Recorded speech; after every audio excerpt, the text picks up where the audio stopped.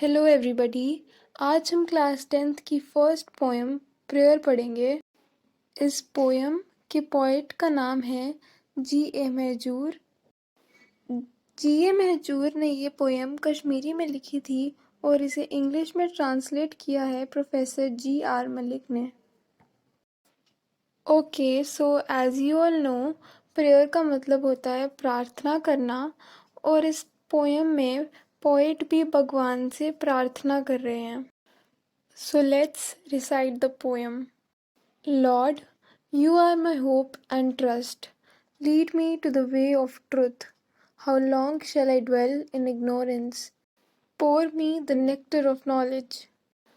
Okay, so poet यहाँ पे भगवान से कह रहे हैं कि भगवान आप ही मेरी आशा हो और मैं आप ही पर विश्वास करता हूँ। मुझे सच्चाई के रास्ते पर ले जाओ। पोएट भगवान से कह रहे हैं कि मैं कब तक अंधकार के रास्ते पर चलता रहूँगा। मेरे अंदर ज्ञान की धारा को भर दो। Lend ear to my willing and please cure me of ills and pains. Be kind each moment to me, let me never feel in want. Poet यहाँ भगवान से कहना चाहते हैं, जो मेरे दुख हैं उनको सुनो और जो दर्द और तकलीफ़ें हैं उनको दूर करो। आप मेरे लिए हमेशा अच्छा ही सोचो और मेरी ज़रूरत हमेशा पूरी करते रहो। कभी भी हमें किसी भी चीज़ की कमी ना आने दो। Save me from sloth, infirmity and doubt. Surcharge my heart with passion, zest and hope. इन लाइन्स में पोइट कह रहे हैं कि मुझे आलस्य, कमज़ोरी और शक वाली ज़िंदगी नहीं चाहिए। मैं ऐसी ज़िंदगी नहीं जीना चाहता। अगली लाइन में वो कह रहे हैं कि मेरे अंदर इतना ज़्यादा जोश भर दो कि मैं जो भी करूं दिल से करूं और खुशी से करूं। Let me not ever chant the sleep inducing tales. Let me sing the songs which infuse life into the dead.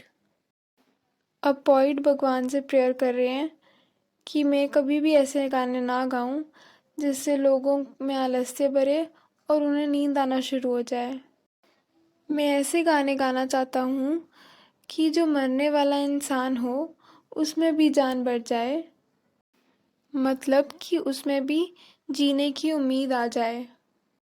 Late me sing of that which inspires people with love and cause all bitterness and hatred to vanish. अब poet भगवान से कह रहे हैं कि मुझे ऐसे गीत लिखने की प्रेरणा दो कि मैं जो भी गीत लिखूं उससे दुनिया में बस प्यार ही फैले और जितनी भी नफ़रत या कड़वाहट है इस दुनिया में वो भी ख़त्म हो जाए। You brought me to bloom with the earliest vernal breeze. Let not the burning heat wither me grey. Bloom का मतलब होता है फ्लावर और वर्नल ब्रीज का मतलब है जेंटल विंड। पोइट यहाँ कह रहे हैं कि आपने मुझे फ्लावर तो बना दिया जेंटल विंड के चलते, लेकिन इस जलती गर्मी के चलते मैं कहीं मुरझा ना जाऊं। Like dew, how long shall I wait for the first flash of the sun? Awaken me with the flowers in the first stroke of the dawn.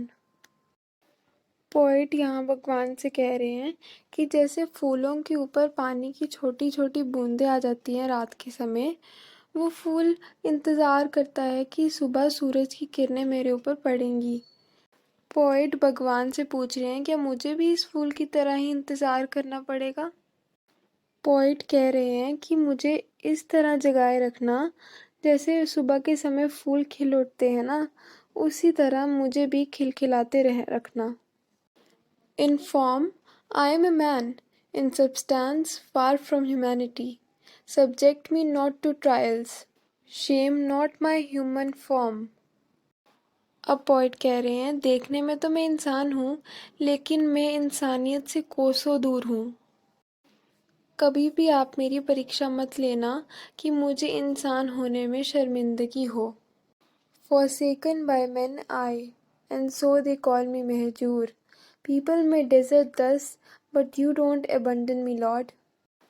अब वो कह रहे हैं कि लोगों ने चाहे मुझे अकेला छोड़ दिया हो, पर आप मुझे कभी भी अकेला मत छोड़ना। मुझे किसी भी चीज़ से दूर कर लेना, लेकिन अपने आप से कभी दूर नहीं करना। ओके, सो पोएम यहाँ पर ख़त्म होती है। आई होप आपको समझ आई होगी। अगर आपको कोई भी डाउट होगा तो आप कमेंट सेक्शन में मुझसे पूछ सकते हो। Don't forget to like, share and subscribe. Thanks for watching.